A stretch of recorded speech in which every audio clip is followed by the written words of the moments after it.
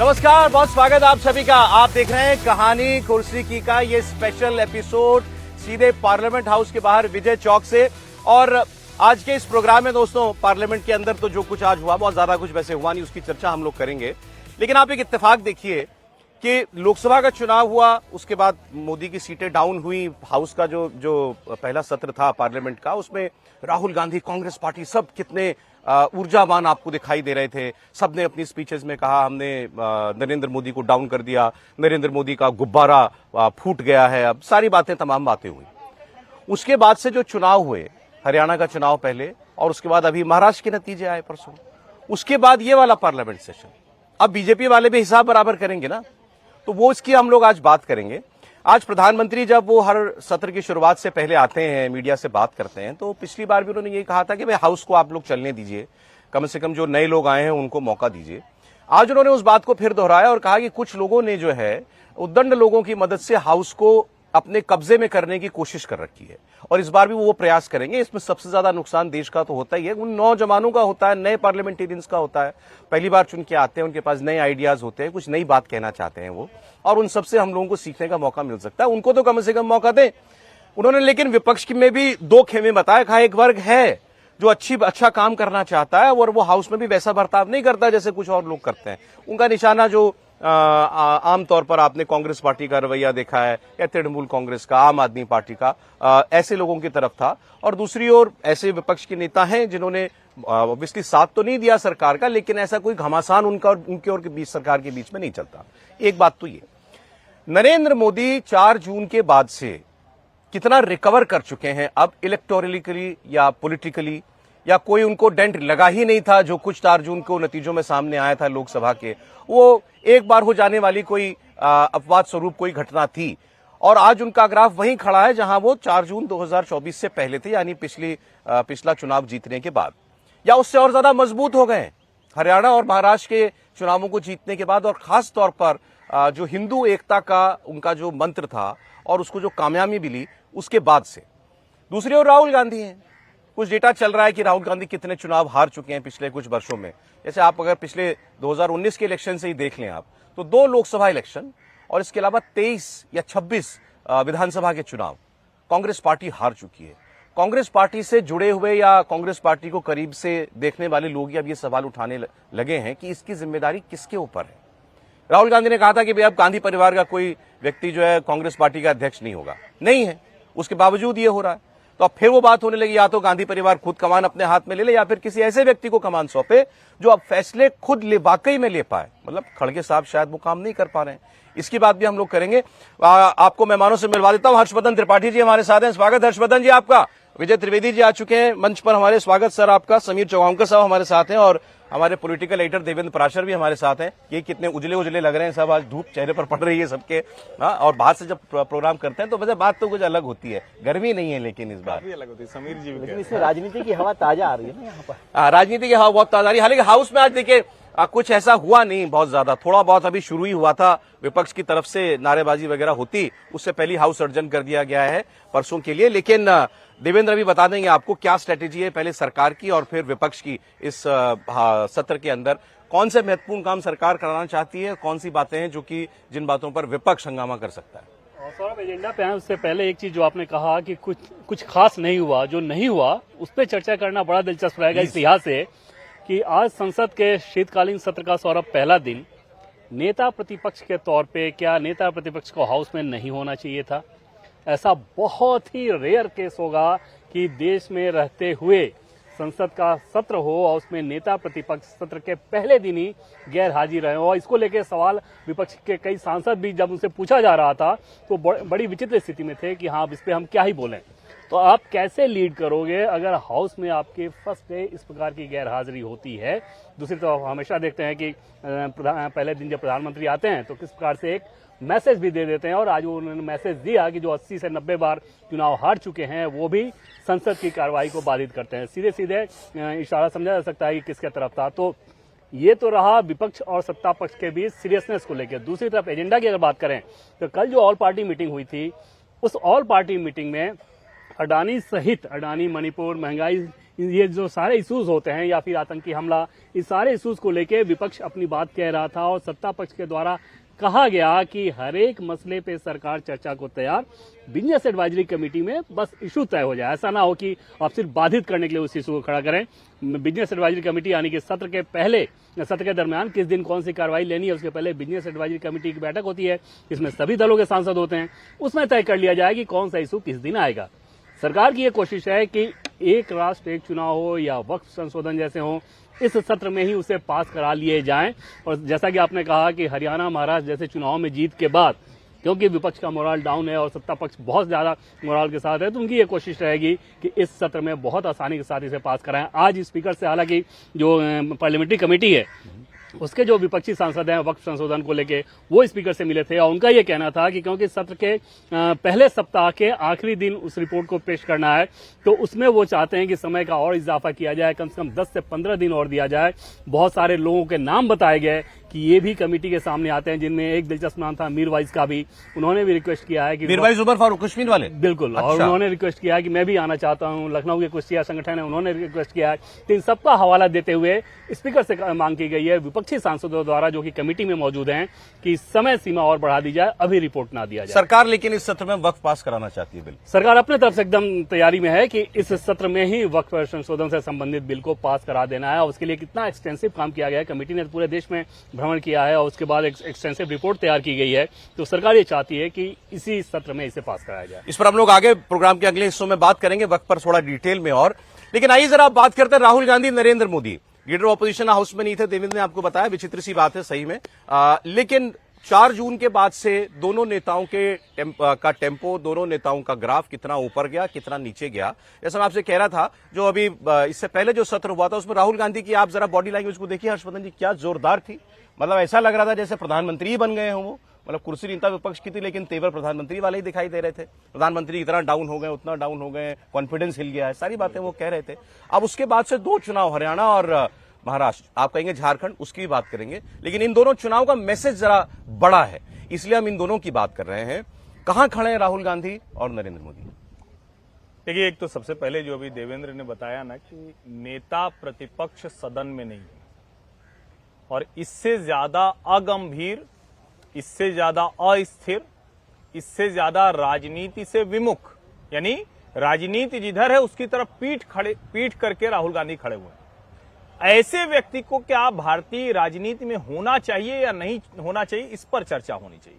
कहां खड़े हैं, कैसे खड़े हैं, कितना ग्राफ ऊपर नीचे गया, एक चुनाव कांग्रेस जीत गई या भाजपा जीत गई, ये तो होता रहता है राजनीति में। कोई जीतेगा, कोई हारेगा, इसमें बहुत कोई, मुझे नहीं लगता कि इससे कोई बहुत देश, लोकतंत्र वो खतरे में पड़ जाता है। भाजपा हार भी जाए तो भी, जीत भी जाए तो भी। लेकिन राहुल गांधी की वो प्रेस कॉन्फ्रेंस सबको याद करनी चाहिए, हमने नरेंद्र मोदी का आत्मविश्वास फाड़ दिया है। अब ये भाषा क्या आज तक किसी विपक्ष के नेता ने किसी प्रधानमंत्री के लिए कही है कि फाड़ दिया है? ऐसा कभी कहा है कि हमने? और उसके बाद क्या हुआ?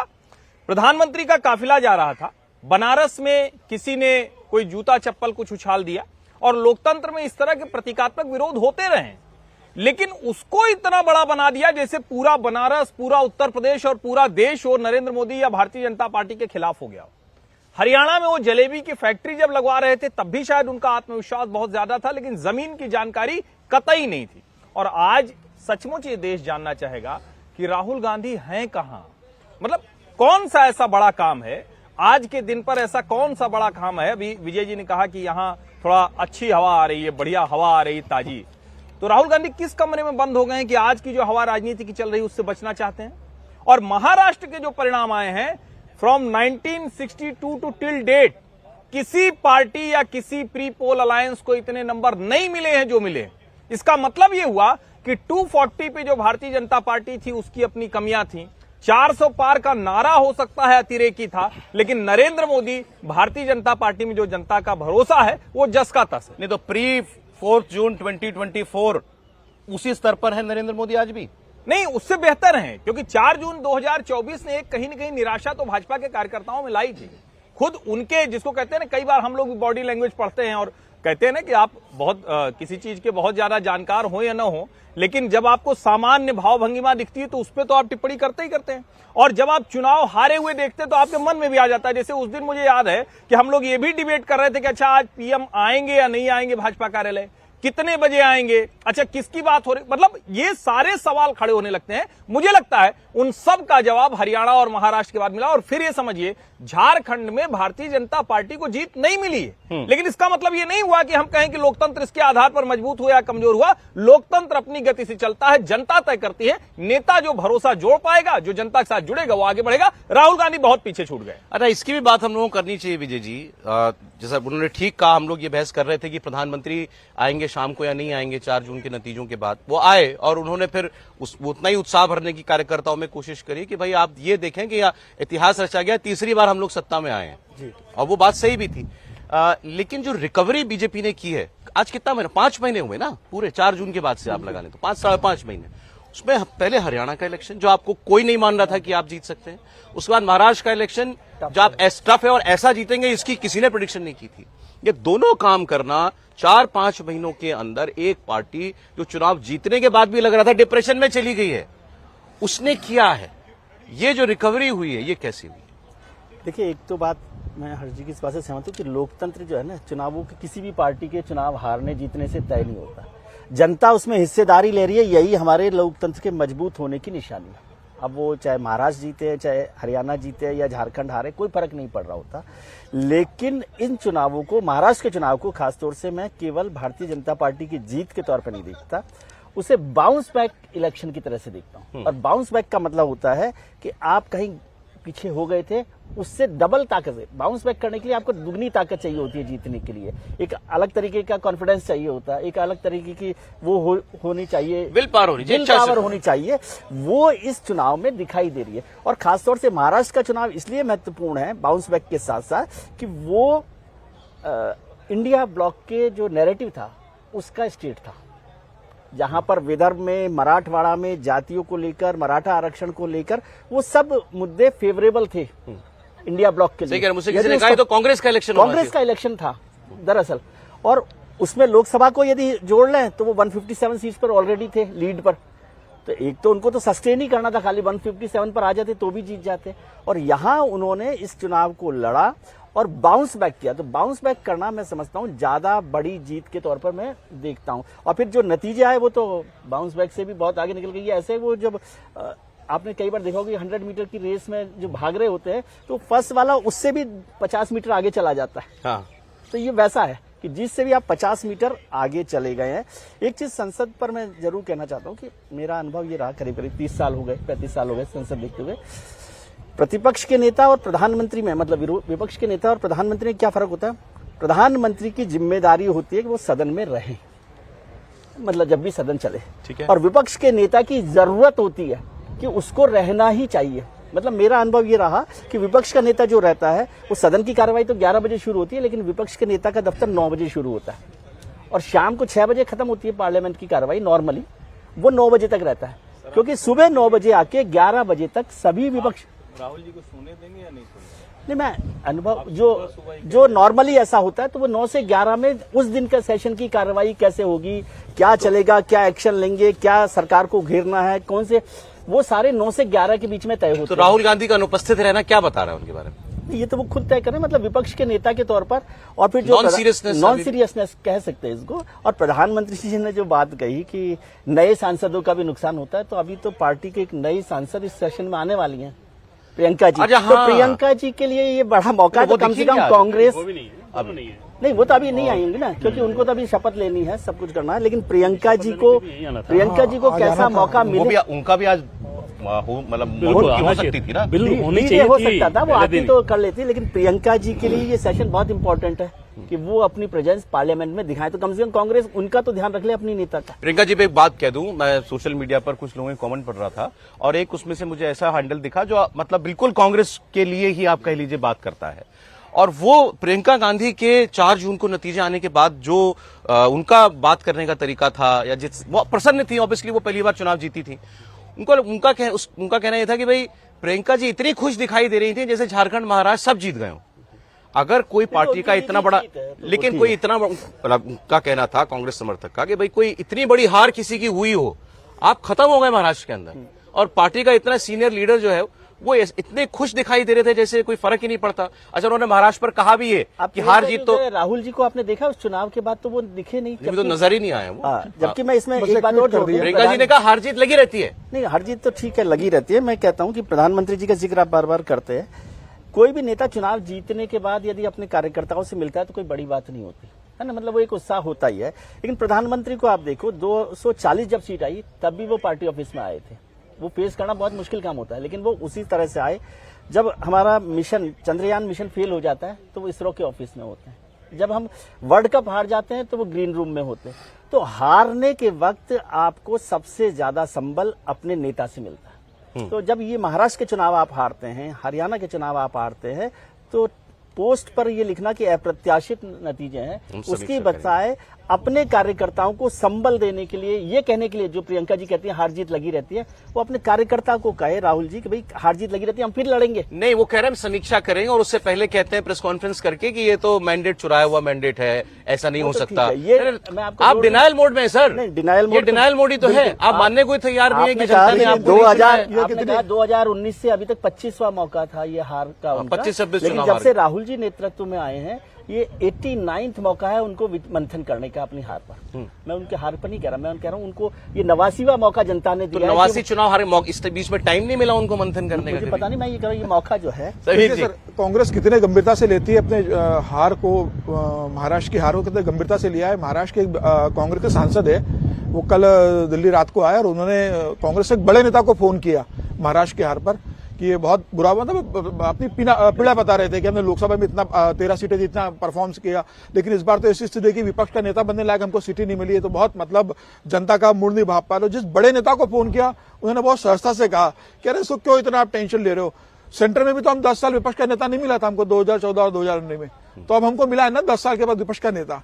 तो जो आदमी इतने हल्के से, जिस पार्टी का राष्ट्रीय नेता इतने हल्के से ले कि भाई 10 साल सेंटर में हमारे विपक्ष का नेता नहीं था 2014-19, अब 24 में हमको 10 साल बाद मिल गया है ना, तो ये बताता है कि कांग्रेस का कल्चर कैसा है। राहुल गांधी किस तरह के नेताओं को तैयार करते हैं, राहुल गांधी के आसपास किस तरह के नेता है, वो किस तरह के नेता बड़ी जिम्मेदारी निभा रहे हैं। जो प्रदेश के बड़े नेता ने जब ये दुख बताया तो वो कहते हैं कि क्या फर्क पड़ता है, सेंटर में भी हम 10 साल विपक्ष के नेता नहीं थे, हमको मिला ना 2024 में, आगे देख लेंगे। तो इतने हल्के से ले रहे हैं, आप बैठक नहीं कर रहे हो। हरियाणा में आप हार गए, लेकिन अभी तक आप विपक्ष का नेता कौन होगा ये आप तय नहीं कर पाए। हरियाणा के अंदर प्रदेश अध्यक्ष ने इस्तीफा दिया, उसका एक्सेप्ट हुआ नहीं हुआ, प्रदेश अध्यक्ष को लेकर आप नियुक्ति नहीं कर पा रहे हो। झारखंड के अंदर बैठक करते हो तो आपके 4 विधायक कल बैठक में पहुंचे नहीं 16 में से। तो मुझे लग रहा है कि इस तरीके से अगर कांग्रेस की वर्किंग है, और राहुल गांधी जब 10 साल बाद आपको विपक्ष का नेता बनाए, तो आपको तो कल पहले जैसे सर्वदलीय बैठक हुई, आप शाम को अपने कांग्रेस के विधायकों के साथ बैठक करते कि क्या रणनीति बनाए, सरकार को किन मुद्दों पर करना है, हमें अपना कैसे पक्ष रखना है। बाकी नेताओं से बात करते हैं, अब अखिलेश यादव से बात करते हैं, अब ममता बनर्जी से बात करते हैं, अब उद्धव ठाकरे से बात करते हैं, कि आपके सांसद शरद पवार से बात करते हैं। शरद पवार के भी तो आज 8 सांसद है ना, आप रणनीति तय करते सबका बैठ के। राहुल गांधी गायब है, आपकी तबियत बहुत ज्यादा खराब है तो आप ट्वीट करते हैं कि मेरा स्वास्थ्य खराब है, आज मैं नहीं आ पाऊंगा। आप दिल्ली के अंदर हो, कोई तबियत खराब नहीं है, आप सिर्फ ट्वीट कर रहे हो, और आप इतने हल्के से पार्लियामेंट कर रहे हो कि आप वहां आ नहीं रहे हो। पार्टी का कोई नेता को नहीं पता कि आप कहाँ हो इसके अंदर।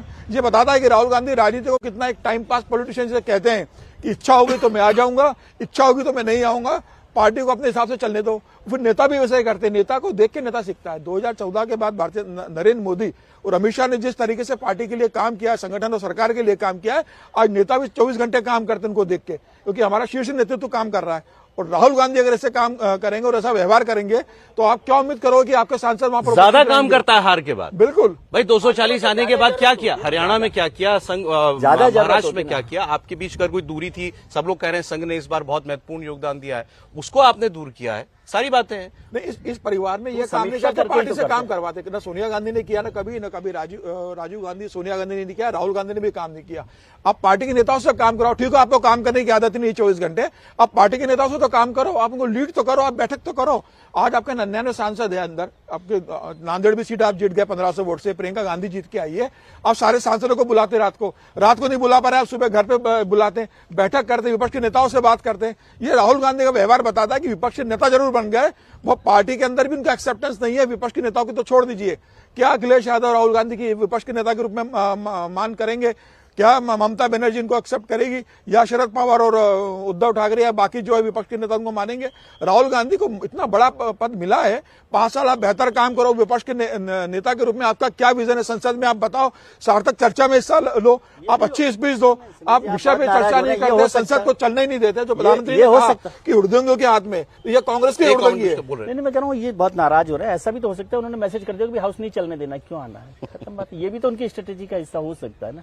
लास्ट टाइम इशारा किया था, लास्ट टाइम पार्लियामेंट में इशारा तो किया था ना कि वेल में जाके आप उधम कीजिए, अपने सांसदों को इशारा करते हुए राहुल गांधी दिखे थे। ये मतलब हमें वैसे ही दृश्य दिखने वाले हैं, कुछ वॉश आउट जैसा होने वाला है सत्र, ऐसा वैसी कोई आशंका है? कंप्लीट तो नहीं होना चाहिए, ये जरूर है कि अभी शुरुआती तौर पे ऐसा दिख रहा है। कंप्लीट वॉश आउट हो, उसके इंडिकेशन अभी विपक्षी खेमे की तरफ से वैसा नहीं आया है। तो उम्मीद की जा सकती है कि शायद 2 बड़े विषय सप्ताह है जिसपे ये विपक्ष आपका हाउस नहीं चलने देगा। पहला है कंप्लीट वॉश आउट, मतलब कोई काम ना हो। अडानी का इशू, वक्त बिल तो मुझे लगता है एकदम पास होता है। वक्त बिल तो बिल्कुल संभव है कि वक्त पास हो बिल जाए। को भी अभी है ना एक्सटेंशन मिल जाएगा। सरकार अपना काम तो करा ही लेती सरकार है। काम करवा लेती है, उसको हाउस नहीं कहते ना। तो वॉश आउट नहीं, वॉश आउट फिर नहीं होगा ना। नहीं, वो तो काम चर्चा करवा ही हो, लेते हो, मतलब सदन के अंदर वो तो चर्चा हो। 2014 से 2024 तक करवा ही रहे हो आप। नहीं होने देगा निश्चित तौर पे। और ऐसे समय में जैसा अगर महाराष्ट्र का चुनाव ये लोग जीते होते, अपोजिशन वाले कांग्रेस पार्टी और उनका गठबंधन अगर महाराष्ट्र जीता होता तो शायद संसद की तस्वीर आप देखते कि ज्यादा सुचारू तरीके से चल सकती थी।